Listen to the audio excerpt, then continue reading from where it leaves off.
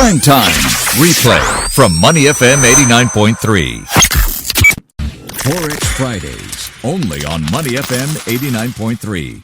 Good afternoon, this is JP Ong, and yes, it is Forex Friday today, and a number of stories and a number of currents to tackle in the FX space. And we don't even have to leave the majors to look for some of these big talking points. You have the British pound now at a 2-year, at their lowest or weakest levels in 2 years. The euro starting to wobble after the ECB's recent policy decision, and also looking at the greenback starting to show signs of strengthening over the last couple of weeks. And of course, we can't leave out the Singapore dollar, which is starting to show signs of weakness on the back of a weaker economic information and economic numbers that are pointing at the potential shallow technical recession in the third quarter.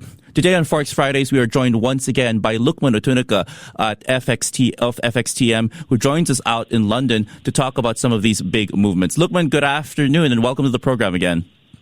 Good afternoon. Thank you for having me here today. Lukman, of course, given the fact that you're in London, we have to start with the British pound, which has seen weakness today. And of course, you guys out there have a new Prime Minister in Boris Johnson. A number of analysts that the folks here at the Business Times have spoken to think that there will be more volatility and uncertainty for the British pound, especially after the European Union's frosty reception for his demands at a better Brexit deal. So the real question right now is a very simple question, Lukman. What now for the pound?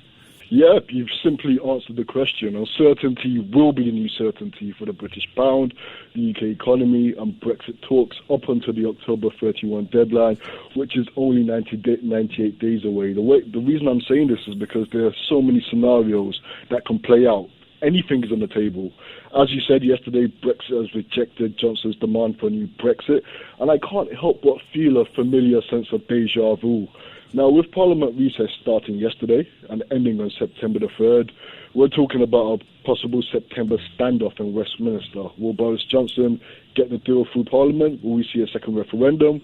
Will we see a general election? Whatever the outcome, it will definitely have an impact on the pound, which is trading around 124 today and remains one of the weakest performers against the G10 currencies. And Lukman, how do you think it's also coming at a very apt time because we know the Bank of England is meeting in Thursday next week. How do you think they're going to address all of this? Because in the past they have said that we might see some economic uncertainty coming from a possible no-deal Brexit, which has risen ever since Boris Johnson took the reins.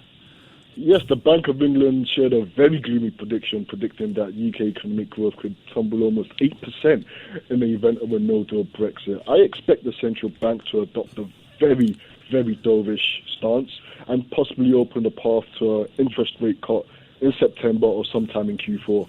All right. We're still speaking to Lukman Otunuga of FXTM. I want to shift our attention now, Lukman, back to the Eurozone. And the Euro's not looking that hot either. They're actually trading at their 2-month lows. The ECB policy decision, a lot of folks were expecting Mario Draghi to just lay out a game plan for potential stimulus moving forward. But how might this impact the outlook for the Euro moving forward? And I guess the other big question is, what else can the ECB throw at sagging euro growth in the Eurozone?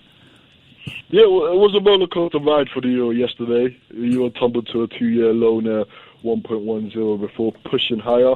I think the reason is because although the European Central Bank have opened the doors wide open for a rate cut in September, Draghi was not really as dovish as most expected, especially how he expressed his optimism over the labour force and service sector. Yes, the European Central Bank is en route to cutting rates in September, but now there are talks of the restart of quantitative easing and the LTROs.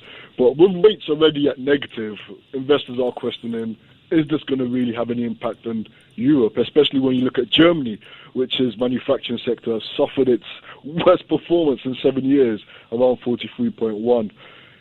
My outlook for the euro is negative, and the floodgates are going to be burst wide open once the euro trades below 1.110. In what seems to be a bit of a race to the bottom for both the pound and the euro in terms of how weak they're getting, who do you think's got more downside between these two major currencies in across the European continent? Yeah, both of them are really exposed to downside shocks, but it's more about the pound because with the pound, we can't really gauge the ramifications of a no-deal Brexit and what it means for the UK economy. So based on that, it's the British pound that would remain the sick man in the G10 space. All right. We're still speaking to Lukman Otunuga of FXTM, and I want to shift our attention now, Lukman, from monetary policy to trade talks, because we know there are trade talks that are going to the trade talks between the U.S. and China are going to resume for real, not in Beijing but in Shanghai next week. What are you guys looking out for, and in terms of what potential impacts, upsides or downsides on the Chinese yuan, which has seemed a bit more stable in the last couple of weeks, which of course could change at the drop of a hat as well? Yeah, the yuan has appreciated against every single G10 currency, excluding the dollar this month. So it's been a really good month for the Chinese yuan. But investors are cautiously optimistic over the progress of trade talks. We have to keep in mind that this is the 12th round of talks since March 2018, when Trump first announced tariffs on 60 billion of Chinese goods. There is optimism, but what my concern is, the talks are becoming a common theme that markets are going to start to shrug off.